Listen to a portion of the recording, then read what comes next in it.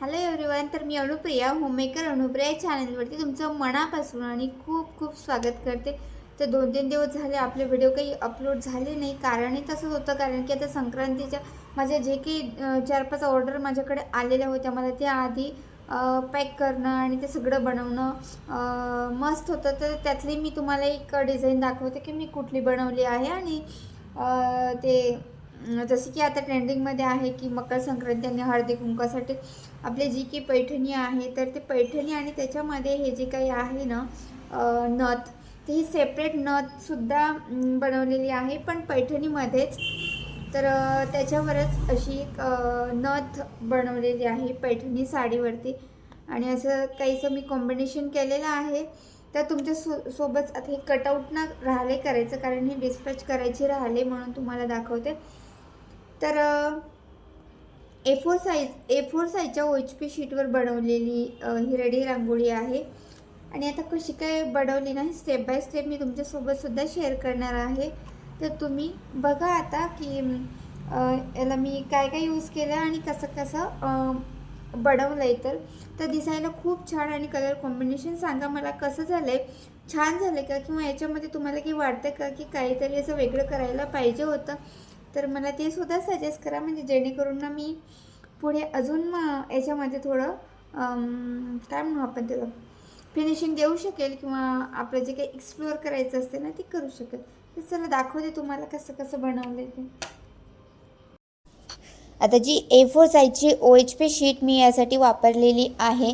आणि पैठणी साडी आहे त्याच्यावरच नथ मी ड्रॉ करून घेतलं, कारण जे काही कस्टमर होते ना त्यांना पैठणीमध्येच नथ हे ड्रॉ करून पाहिजे होते. तशीच त्यांना रांगोळी बनव असं सांगितलं होतं मला, कारण मी हे सेपरेटसुद्धा बनवते. म्हणजे पैठणी साडीचा काठ वेगळा आणि हे जे काही नथ आहेत ना हे असं वेगळं पॅचेस मी बनवत असते, परंतु त्यांना ते एकत्रच पाहिजे होतं म्हणून ते मी असं ड्रॉ करून घेतलं आधी OHP शीटवरती.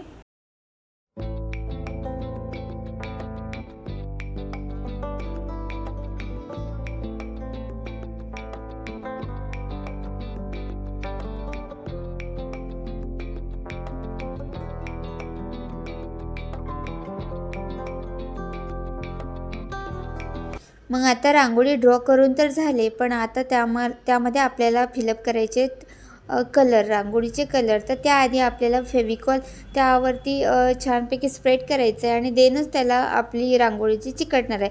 तर सुरुवातीला मी नथ हे करून घेतले, फिलअप करून घेतले. येलो कलर जास्त लागत होता म्हणून तो कलर आधी मी फिलअप करून घेतले. कधी पण हा एक पॉईंट लक्षात ठेवायचा की जो कलर आपल्याला भरायचा आहे, जो जास्तीत जास्त ठिकाणी भरायचा आहे, तो आधी अप्लाय करून घ्यायचा.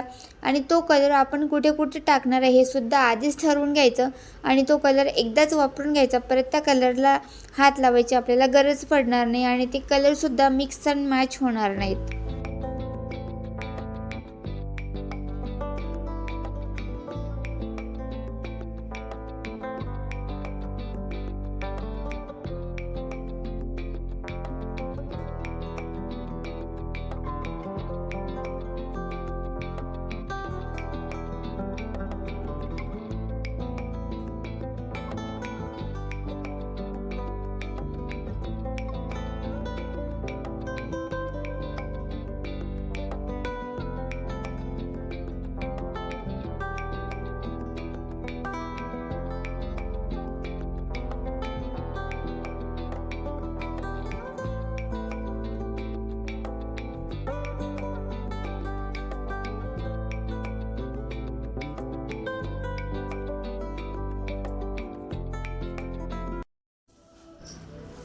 हे काम ना दिसायला जेवढं सुंदर असलं ना तेवढंच टाईमसुद्धा लागतो बरं का.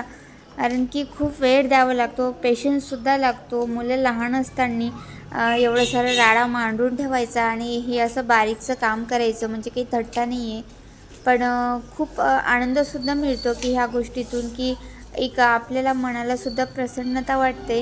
हे रंगबिरंगी कलर बघून आपण काहीतरी क्रिएटिव्हिटी करतो हे बघून. सोबतच ना यातून मला 4 पैसे मिळतात ना याचं समाधान मला खूप जास्त आहे. कधी वाटलं नव्हतं की यूट्यूब स्टार्ट करून माझं मॉनिटाईज व्हायच्या आधीसुद्धा माझं अर्निंग चालू होईल.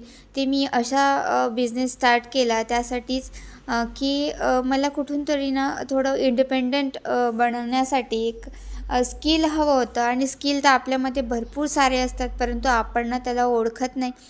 आणि ते ना प्रत्येक गृहिणीनं ओळखण्याची गरज आहे. आणि तुम्ही जर का त्याच्यातून काहीतरी कमवाल ना, तर ते खरं तुमचं स्किल असेल असं मला तरी वाटतं.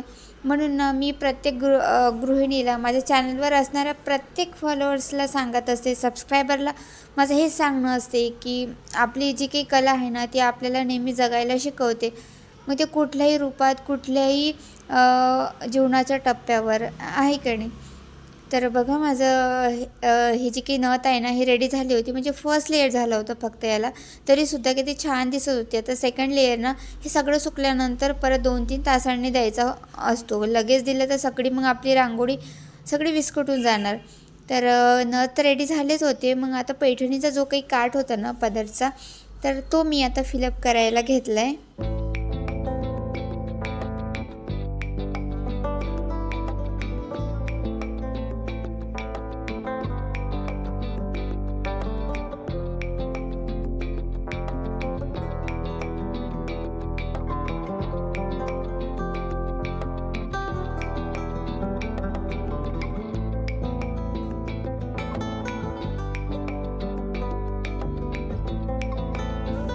आणि आता तुम्ही बघू शकता की पूर्ण याचा फर्स्ट लेयर जो आहे तो काही कंप्लीट झाला. आता थोडं वाढू दिलं, म्हणजे ॲटलीस्ट 2 तास तरी.